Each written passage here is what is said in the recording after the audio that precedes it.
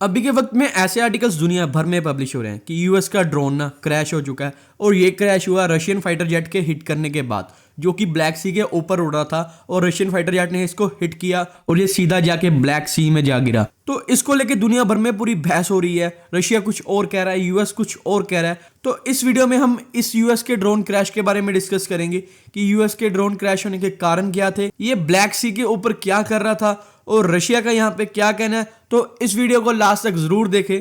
इसको अच्छे से समझने के लिए ना हमको यूएस और रशिया दोनों की साइड्स को समझना होगा, क्योंकि यूएस कुछ और कह रहा है और रशिया कुछ और कह रहा है। तो सबसे पहले हम यूएस के अकॉर्डिंग समझते हैं कि यूएस क्या कह रहा है। तो यूएस कह रहा है कि जो हमारा MQ-9 एयरक्राफ्ट था ना, मतलब MQ-9 ड्रोन था, वो अपने रूटीन ऑपरेशन में जा रहा था इंटरनेशनल एयर स्पेस में, मतलब ब्लैक सी में, जो कि इंटरनेशनल वाटर है, वहां पे जा रहा था। वहीं पे दो रशियन Su-27 फाइटर जेट आते हैं और वो इसके इर्द गिर्द चक्कर लगाना स्टार्ट करते हैं। और उसके बाद एक रशियन फाइटर जेट ना यूएस ड्रोन के ऊपर ना फ्यूल को भी डंप करता है। मतलब ये यूएस ड्रोन है, इसके ऊपर फाइटर जेट था रशिया का, वो इसके ऊपर फ्यूल फेंकता है। और इसके बाद रशियन फाइटर जेट ना जो यूएस ड्रोन का प्रोपेलर था, मतलब जो उनका फैन होता है, मेन फैन जिनसे उसको थ्रस्ट मिलती है, उस पे जाके सीधा टक्कर मारी और जिसकी वजह से जो MQ-9 ड्रोन है यूएस का, वो क्रैश हो गया और वो सीधा जाके ब्लैक सी में जा गिरा। और यूएस इसको लेके बहुत गुस्से में है। यूएस कह रहा है ये बहुत ही अनप्रोफेशनल हरकत थी रशिया की। तो आप देख सकते हैं इस घटना में ना ये एयरक्राफ्ट थे, ये यूएस का MQ-9 ड्रोन था और ये रशिया का Su-27 फाइटर जेट था।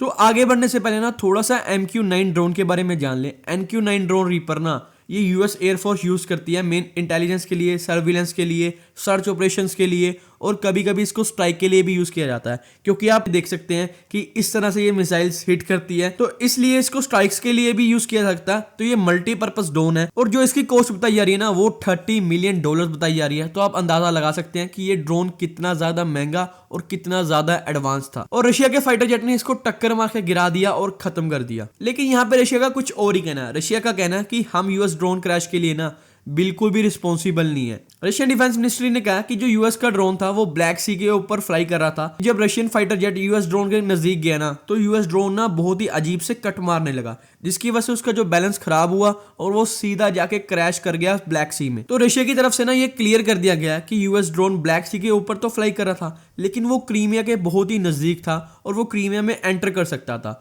तो हमें डर था कि वो क्रीमिया में एंटर ना कर जाए। क्रीमिया जैसे आपको पता कि 2014 में रशिया ने उसको कब्जा लिया था, वो अब रशिया के अंडर आता है। तो रशिया के हिसाब से यूएस ड्रोन ना उनके एरिया में घूम रहा था, उनके बॉर्डर एरिया में घूम रहा था, इसलिए उन्होंने अपने फाइटर जेट भेजे, जिसकी वजह से यूएस ड्रोन ना अजीब से कट मारने लगा और उसका बैलेंस खराब हुआ और वो सीधा जाके ब्लैक सी वाटर्स में गिर गया। तो रशिया ने यहाँ पे ये क्लियर कर दिया कि हमने कोई टक्कर नहीं मारी, हमने कोई वेपन यूज नहीं किया यूएस ड्रोन को गिराने के लिए, ये खुद ब खुद गिरा है। और जो रशियन एम्बेसडर है यूएस में, उन्होंने ये कहा है कि यूएस के मिलिट्री एयरक्राफ्ट है ना, उनका कोई हक नहीं है, उनके पास कोई रीजन नहीं है कि वो हमारे एयर जोन में आके, हमारे बॉर्डर्स के पास आके अपने एयरक्राफ्ट को फ्लाई करें। तो ये देखें, ये ब्लैक सी आ गया। ये वैसे तो इंटरनेशनल वाटर्स में आता है, लेकिन जो एरिया रशिया के बॉर्डर के साथ लगते हैं ना, वो रशिया के अंडर ही आएंगे। तो यूएस ड्रोन ना क्रीमिया के वेस्ट में फ्लाई कर रहा था, जो कि क्रीमिया के बॉर्डर के बिल्कुल नजदीक था। तो वो क्रीमिया के वाटर्स में, मतलब क्रीमिया के एयर स्पेस में फ्लाई कर रहा था, जिसकी वजह से वहां पे रशियन फाइटर जेट आए और यूएस ड्रोन उसके बाद क्रैश हो गया।